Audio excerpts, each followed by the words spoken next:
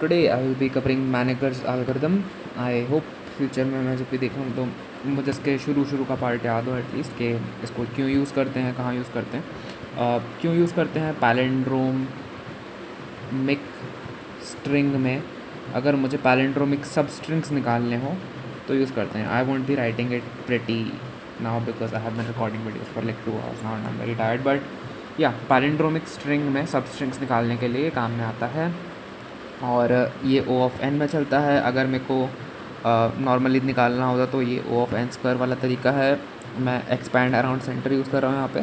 तो for each index in S मैं L और आर डिफाइन करता हूँ और मैं एल को पीछे ले जाता हूँ, आर को आगे लेके जाता हूँ until S of L equals to S of R. मतलब जब तक ये हो रहा होता है उसके, अगर ये नहीं हो रहा होता तो I just exit and I just to like length is equals to if they are equal वगैरह वगैरह। तो ठीक है, ये तो बड़ा बेसिक हो गया। मैं इसको ऑप्टिमाइज़ करूँ तो मैं इसको ओ ऑफ एन स्क्वायर से ओ ऑफ एन में ला सकता हूँ। क्यों? मैनेकर एल्गोरिथम यूज़ करके। ओ ऑफ एन कैसे आता है वो मेरे को भी नहीं पता, बट अगर लोग बोल रहे हैं तो ठीक है, चलो कोई बात नहीं। और ये देखने में मेरे को भी ओ ऑफ एन स्क्वायर ही लगता है। चलो ठीक है, कोई बात नहीं, आगे बढ़ते हैं। ये थोड़े बहुत ऑपरेशंस तो कम कर ही देता है। और कैसे करता है? सिमेट्री का यूज़ करके करता है। सिमेट्री कैसे? अगर मेरे कहीं पे पैलिंड्रोम बन रहा है, ये मेरा पैलिंड्रोम का सेंटर है, तो मुझे पता है कि उसका लेफ़्ट और उसका राइट बराबर बराबर होगा, मतलब सिमेट्रिकल होगा। तो इस फैक्टर का यूज़ करके ही कंपैरिजंस को कम कर रहा होता है। ठीक है, चलो अब शुरू करते हैं। तो मैं क्या करता हूँ कि मेरी जो भी स्ट्रिंग रहती है ना उसमें मैं डॉट भर देता हूँ, डॉट या फिर हैश वगैरह कुछ भी लगा देता हूँ, आर्बिट्ररी कैरेक्टर।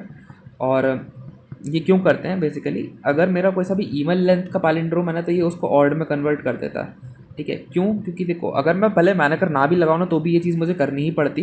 क्योंकि अगर मान लो मैं यहाँ से एक्सपैंड अराउंड सेंटर यूज़ कर रहा हूँ है ना, तो वो तो बोल देगा कि चलो ये तो पैलिंड्रोम है ही नहीं।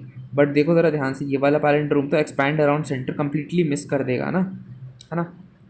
इसलिए अगर मैं यहाँ पर डॉट डाल दूँ तो बी डॉट बी कर दूँ तो देखो ये फिर पैलिंड्रोम मिस नहीं होगा, है ना। और ये भी मिस नहीं होगा, ये भी बड़ा पैलिंड्रोम बन रहा है यहाँ पर। ठीक है, तो ये ऐसे ऐसे पैलिंड्रोम्स मिस नहीं होंगे अगर मैं यहाँ पे डॉट लगा दूँ तो, क्योंकि ये जो इवन सेंटर्स है उसको ऑड सेंटर में कन्वर्ट कर देता है। ठीक है, तो चलो डॉट लगाने का पर्पस हम लोगों ने सीख लिया।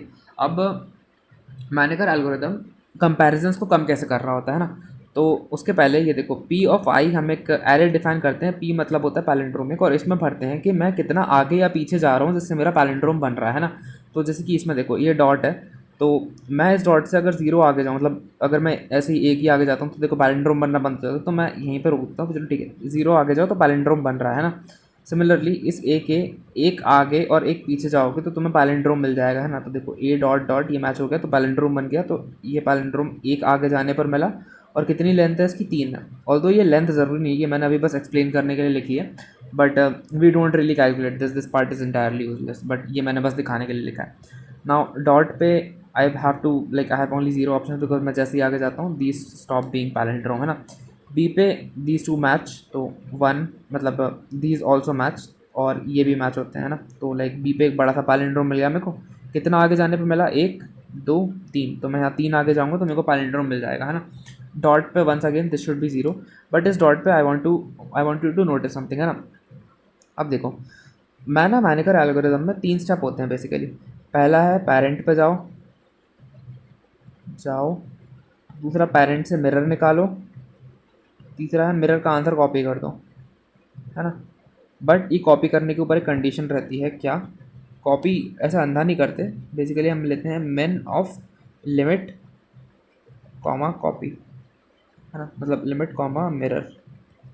हाँ, इन दोनों में से जो भी छोटा होता है उसको लेते हैं। मैं अभी तुम लोगों को मिरर निकालना बताता हूँ, उसके बाद हम लोग मिरर की कमियाँ जानेंगे और उसके बाद हम लोग लिमिट निकालेंगे। ठीक है, तो पहला स्टेप है पेरेंट निकालना है। पेरेंट का मतलब क्या होता है? कोई सा भी बड़ा पैलिंड्रोम जो कि मेरी इस इंडेक्स को कवर कर रहा हो ना। तो देखो यहाँ पे ये जो था ना बड़ा वाला, ये बी वाला पैलिंड्रोम है ना, ये इस इंडेक्स को कवर कर रहा है ना।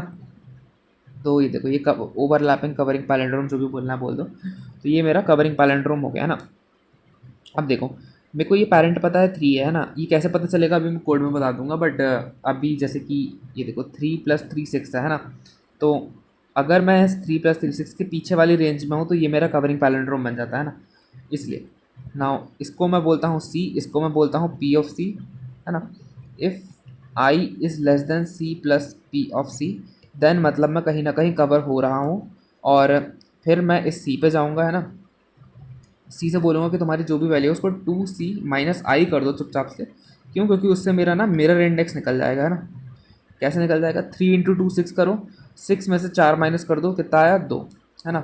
2 पे आया, 2 मेरा मिरर इंडेक्स है। हाँ है, बिल्कुल सही बात है। तो मैंने इस 2 से बोला कि तुम्हारी वैल्यू कितनी है? 1। चुपचाप से यहाँ पे कॉपी कर दो 1, ठीक है। अभी वो जो दूसरी लिमिट वाली दिक्कत है ना, वो इस वाले पैलेंड्रोम में नहीं आएगी, वो आगे वाले पैलेंड्रोम में आएगी, वो मैं बता दूंगा। बट अभी के लिए चलो ठीक है, मुझे ये निकालना आ गया कि मिरर इंडेक्स कैसे निकालते हैं। वैसे ही मैं 5 पर गया, 5 का भी अभी कवर हो रहा है 6, मतलब ये 3 + 3 6 था, है ना। तो अभी भी ओवरलैपिंग पैलेंड्रोम का रेंज चल रहा है, 6 तक चलेगा, है ना। तो मैंने यहाँ पे भी आके बोल दिया चलो मिरर इंडेक्स निकाल दो। कैसे निकालेंगे? 3 × 2 6, 6 - 5 1, है ना। तो मैं इधर 1 पे आया, ए की वैल्यू चुपचाप से यहाँ पे कॉपी कर दी, है ना। अभी वापस से मिनिमम की कोई दिक्कत नहीं है, चुपचाप से यहाँ पे कॉपी कर दिया। 6 पे आए, 6 पे वापस से अभी मेरी रेंज तो चली रही है ना। तो आओ यहाँ पे 6, 3 × 2 6, 6 - 6 0, 0 पे आए, डॉट 1 1 0 0, यहाँ पे कॉपी कर दिया 0, ठीक है। और अगर पहले मैंने ये बात बोला कि मैं यहाँ पे कॉपी कर रहा हूँ, तो माय बैड, मैं यहाँ पे कॉपी कर रहा था हर चीज़, है ना। ये एरे किसी भी काम का नहीं है। तो मैं यहाँ पे 0 पे आया, मतलब यहाँ पे आया, मैंने कॉपी करना बोल दिया, ठीक है, चलो ठीक है, बहुत बड़ी बात है। अब मैं इधर सी पे आया, है ना। अब देखो, पुराना जो भी पैलेंड्रोम्स चल रहे थे, है ना, 3 + 7 जो भी है, तो 3 + 3 6, है ना। तो ये तो कवर नहीं कर रहा है। 5 1 6 ये भी कवर नहीं कर रहा है। 6 0 6 ये भी कवर नहीं कर रहा है। 4 0 6 ये भी कवर नहीं कर रहा है।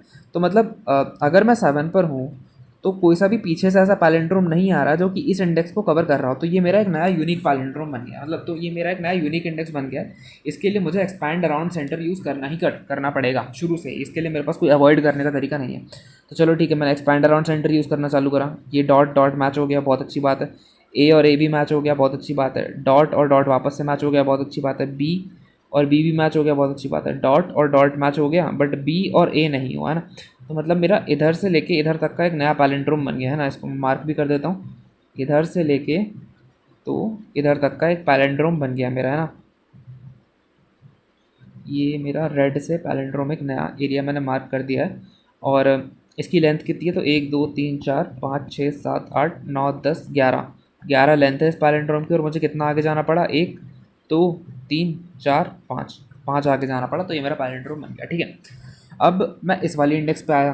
क्या यहाँ पे मेरे जो 7 और 5 11 है, क्या ये 8 उस 11 से छोटा है? हाँ है, मतलब मेरा कहीं ना कहीं एक ओवरलैपिंग पैलेंड्रोम है, ठीक है। तो अब इस ओवरलैपिंग पैलेंड्रोम की इंडेक्स क्या है? 7, ठीक है। तो मैं गया 7 पे, मैंने पूछा 7 भैया, 7 भैया आप मुझे मेरा मिरर पैलेंड्रोम निकाल के दे दो। कैसे निकालेगा वो? 7 गया 12 के पास, मतलब सॉरी 7 × 2 गया 14, 14 - 8 कितना होगा? 8 9 10 11 12 13 14 6, ठीक है। तो ये हो गया मेरा मिरर इंडेक्स इसका। अब मैं बार बार ये चीज़ करके नहीं बताऊंगा, ठीक है। अपन बस मिरर इंडेक्स से डायरेक्टली ले लिए करेंगे ना।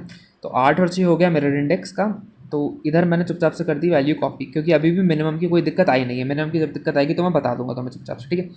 1 1 इधर दिक्कत आ गई, है ना, मतलब इधर कॉपी हो गया, है ना। 9 इसका मिरर इंडेक्स क्या होगा? 5, ठीक है। 3 और 3 कॉपी कर दिया। 10 इसका मिरर इंडेक्स क्या है? 1 1, ठीक है, चलो कॉपी कर दिया, कोई बात नहीं। इसका देखो ज़रा, 11 का है और 3 है। इधर 7 लिखा है, इधर 3 क्यों लिखा है मैंने, है ना। तो इधर मैंने कॉपी क्यों नहीं करा अंधा? अब देखो, अगर मैं इसको बोल दिया होता कि 7 है यहाँ पे, है ना, तो देखना ज़रा, बी डॉट बी, ये तो चलो पैलेंड्रोम है, तो मतलब 3 का तो बन गया कुछ ना कुछ करके, है ना। मैं यहाँ पे चौथा एक्सपैंड करने जाऊँ तो कुछ चौथा तो बन ही नहीं रहा। यहाँ पे तो बस 3 का ही पैलेंड्रोम है ना। बट यहाँ पे तो 7 लिखा है, और भैया आपने तो बोला है कि इसको सीधे से तो कॉपी कर देना, बट गलत बोला है। अब देखो मैंने क्यों बोला कि यहाँ पे 7 है। देखो यहाँ पे 3 का तो बन रहा है बहुत अच्छे से, है ना। 3 का तो बड़े आराम से बन रहा है, और यहाँ पे भी 3 का बन रहा है। ये क्यों बन रहा है? क्योंकि ये जो मिरर पॉइंट है ना, मतलब ये जो मेरा सेंटर पॉइंट है ना, इसके अबाउट पैलेंड्रोम सिमेट्रिक है। बट ये ओनली तब तक ही सिमेट्रिक है जब तक मैं इस पैलेंड्रोम की रेंज में हूँ, है ना। तो मतलब 7 से लेके 2 तक की रेंज है, और इसकी 7 से लेके 12 तक की रेंज है। तो जब तक मैं इस रेंज के अंदर हूँ मुझे ये सिमेट्री गारंटीड है। बट जैसे ही मैं इस रेंज से बाहर जाता हूँ, ये सिमेट्री गारंटी होना बंद हो जाती है। अब यहाँ पे 7 इसलिए लिखा है क्योंकि यहाँ वाला जो पैलेंड्रोम बन रहा था ना, वो इस रेंज के बाहर भी बन रहा था। देखो यहाँ पे बी डॉट डॉट ए, और ये देखो ए, ये जो ए मैचिंग हो रही है और ये जो डॉट मैचिंग हो रही है ना, ये इस रेंज के बाहर की मैचिंग हो रही है। और ये जो पैलेंड्रोम है वो इस चीज़ की गारंटी नहीं देता कि मेरे रेंज के बाहर क्या हो रहा है, बट मेरे जो रेंज के अंदर हो रहा है मैं उसकी गारंटी दे सकता हूँ।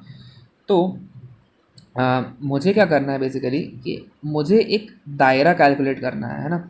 मुझे इस पैलिंड्रोम का एक दायरा कैलकुलेट करना, जो कि मैंने ऑलरेडी इस रेड से मार्क करके रखा है, और इस रेड में ही जब भी कोई पैलिंड्रोम, मतलब मैं जब भी कोई चीज़ चेक करूँगा, मैंने बी चेक कर ली, तो मैं दो चीज़ों से चेक करूँगा उसको। First, is it with in range, and second, अगर वो इस रेंज के अंदर है तो मैं डायरेक्टली कॉपी कर दूंगा।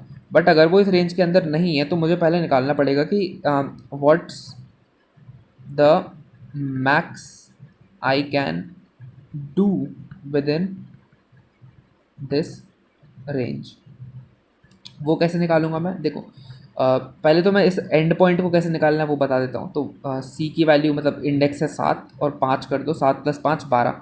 तो मैं इस एंड पॉइंट पे आ गया है ना। अब देखो 7 से लेके 12 तक मेरी एक, ओ शिट, मेरे को ये सब कॉपी कर लेना चाहिए था।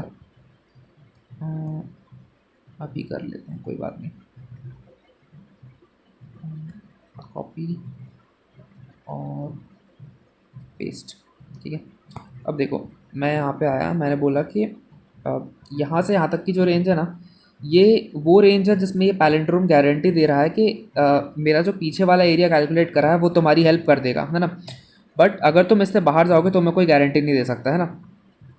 अब मैंने इस बी पे करा, तो इस बी पे ये वाला तो 7 बोल रहा था, बट अगर तुम यहाँ पे 7 करोगे तो तुम इस रेंज के बाहर चले जाओगे, जो कि गारंटी नहीं दे सकता। तो मुझे यहाँ पे इस रेंज के अंदर ही अंदर रह के कुछ करना पड़ेगा ना। अब मैं इस रेंज के अंदर ही अंदर कैसे रहूँगा, तो देखो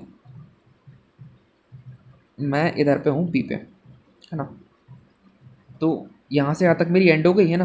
तो ये हो गया मेरा क्या बोलते हैं, सी प्लस पी ऑफ सी, ये हो गया मेरा सी प्लस पी ऑफ सी, है ना। और अगर मैं इससे इसको मैं बोलूँ राइट लिमिट, है ना, तो मैं यहाँ पे राइट लिमिट माइनस आई कर दूँ तो मेरे पास इतना एरिया बच जाएगा, है ना। और ये कौन सा एरिया, ये मतलब ये एरिया क्या बता रहा है कि तुम लिमिट में रह के कितना आगे तक जा सकते हो, है ना। तो ये हो गया 12 - 11 = 1, और तुम कितना आगे जा सकते हो, 1 इंडेक्स आगे जा सकते हो। और अगर तुम 1 इंडेक्स आगे जाते जा रहे हो तो तुम, चलो ठीक है, पैलिंड्रोम मिल जाएगा, है ना। और तो इसको करने का एक बेसिकली शॉर्ट तरीका क्या हुआ, min of P of mirror comma right limit minus I, ठीक है। ये हो गया मेरा यहाँ पे जो भी वैल्यूज़ भरनी है उसको भरने का तरीका। अब देखो यहाँ पे इस डॉट पे मैंने वापस से वही चीज़ करने की कोशिश करी। ये तीसरा केस है, ये मतलब सेकंड केस यहाँ पे कवर हो गई, ये मैं तीसरा केस बता रहा हूँ ना। देखो इस डॉट पे मैंने मिनिमम निकाला, पहले तो कितना आएगा, 0 आएगा, हाँ 1 0, जो कि यहाँ से भी मैच कर रहा है। मतलब मैं डायरेक्टली कॉपी कर सकता हूँ, यहाँ पे भी मैच हो रहा है। और अगर मैं रेंज से निकालूँ तो 12 - 12 0, वो भी यहाँ पे ठीक है। बट ज़रा देखना यहाँ पे, ये देखो बी और पी, डॉट डॉट डॉट, ए और ए, डॉट डॉट डॉट, सी और सी, डॉट डॉट डॉट वापस से, और यहाँ पे आके वो कैंसिल हो रहा है। तो मतलब अगर भले मैच हो भी रहा है ना, तो भी मुझे एक्सपैंड अराउंड सेंटर तो करना ही पड़ेगा, तो करना ही पड़ेगा कुछ भी हो जाए, ठीक है। तो दैट वाज इट। मतलब इसके आगे तो मैं चाहो तो भर सकते हो देख के video, but like expand around centre करना पड़ेगा। तो ये तीसरा केस कवर हो गया है। तो अब मैं डायरेक्टली कोड पे आता हूँ ना। पहले वही है, हैशेस ऐड कर दिए, ठीक है। दूसरा लेंथ निकाल ली, मतलब वही क्या है ये सब बकवास। पी एरे डिफाइन कर दिया, सी 0 है अभी के लिए, है ना। सी मतलब वही पेरेंट था जो, है ना। आंसर अभी के लिए 0 है। अब मैं आया 1 सेकेंड, सॉरी। अब मैं आया for I in range N, वो वाला पार्ट काट देना, यॉर्निंग वाला पार्ट काट दो यहाँ पे। अब यहाँ से शुरू करो। चलो ठीक है गाइस, अब कोड पर आ जाते हैं। तो ये है मेरा मैनेकर्स का कोड। वापस से हम लोग यहाँ पे हैशटैग ऐड कर रहे हैं, यहाँ पे लेंथ निकाल ली, पी 0 है, सी 0 है, आंसर 0 है। अब मैं अपने स्ट्रिंग में इटरेट करना चालू कर दिया, इटरेशन चालू है यहाँ पे। राइट लिमिट मेरी सी प्लस पी ऑफ सी, अभी के लिए सी 0 है, पी ऑफ सी भी 0 है। क्यों, क्योंकि यहाँ पे 0 से भरी रहती है पी एरे, तो अभी के लिए सबको 0 है ना। If I is less then 0, क्या आई लेस देन 0 है, नहीं। तो हम चुपचाप से यहाँ पे एक्सपैंड अराउंड सेंटर करते जाएंगे, है ना। एक्सपैंड अराउंड सेंटर, ठीक है। तो अगर तुम ध्यान दो ना थोड़ा सा, तो एक्चुअली बस इतना ही पार्ट है जो मैनेकर का है, बाकी तो हम एक्सपैंड अराउंड सेंटर तो कर ही रहे हैं। मैनेकर का काम बस ये है कि वो उसको स्किप करने में हेल्प कर देता है हमारी। तो अ, अगर मेरा आई जो है वो मेरे राइट लिमिट से छोटा है, अब नींद आना चालू हो रही है। If I is less then right limit, मतलब मेरा कोई सा पेरेंट पैलेंड्रोम इज़ कवरिंग मी, तो मेरा या तो राइट लिमिट माइनस आई, मतलब यहाँ से यहाँ तक की कवरिंग लिमिट होगी, तो मैं यहाँ तक ही जा सकता हूँ, तो ये मेरा राइट लिमिट माइनस आई बता देगा। और दूसरा P of mirror location, mirror location मतलब यहाँ से मैंने मिरर लोकेशन निकाल ली 2 टाइम्स सी माइनस आई करके, और मैंने उससे पूछ लिया कि क्या है, अगर इन दोनों में से जो भी मिनिमम है मैं उसको पटक लूँगा यहाँ पर, ठीक है। अब उसके बाद तुम्हारे पास जो भी इंडेक्स आई, उसमें चुपचाप से तुम्हारी जो भी इंडेक्स है उसमें तुम्हारा पी ऑफ आई, मतलब कितना आगे जाऊँ मुझे कि पैलेंड्रोम गारंटीड मिल रहा है ना, तो इतना आगे गए, इतना आगे गए। पी ऑफ आई मैंने अभी तक भर लिया, राइट लिमिट माइनस है या फिर पी ऑफ मिरर लोकेशन है ना। अब चलो ठीक है, इतना तो भर लिया, बट अभी भी इसको एक्सपैंड अराउंड सेंटर तो मुझे करना ही पड़ेगा, है ना। तो चलो ठीक है, करते हैं। यहाँ यहाँ मिल गया, यहाँ यहाँ मिल गया, यहाँ यहाँ मिल गया, ऐसे ऐसे करके पी ऑफ आई की वैल्यू बढ़ती जाएगी। अब अगर इन केस यहाँ पे नहीं हुआ तो चलो ठीक है, अगर यहाँ पे नहीं हुआ पैलेंड्रोम तो चलो ठीक है, इन लोगों ने बहुत हेल्प कर दी, मेरा पूरे इटरेशन बचा लिए यहाँ से यहाँ तक के, है ना। और जैसे जैसे ये स्ट्रिंग लंबी होती जाएगी वैसे वैसे तुम्हें इसके फ़ायदे दिखते जाएंगे। अब चलो ठीक है, एक्सपैंड अराउंड सेंटर भी कर ही लिया हमने, है ना। ये तो हर केस में करना ही है मेरे को, है ना, एवरी केस में, ठीक है। ये मेरा केस 1 था, ये मेरा केस 2 था, ये मेरा एवरी केस है। उसके बाद ये दूसरे क्वेश्चन का पार्ट है, ये बाद में देखेंगे किसी दिन। और अगर मेरा आई प्लस पी ऑफ आई अब मेरा सी प्लस पी ऑफ सी से बड़ा है, तो मतलब कि मैं राइट में बड़ा एरिया घेर पा रहा हूँ, तो मैं ज़्यादा पैलेंड्रोम्स को, मतलब मैं ज़्यादा लेटर्स को कवर कर पाऊँगा, तो मैं इसको पेरेंट बना दिया, ठीक है। अब बस उसके बाद ये पी आर को रिटर्न करवा दिया मैंने, बस ठीक है, बाय बाय।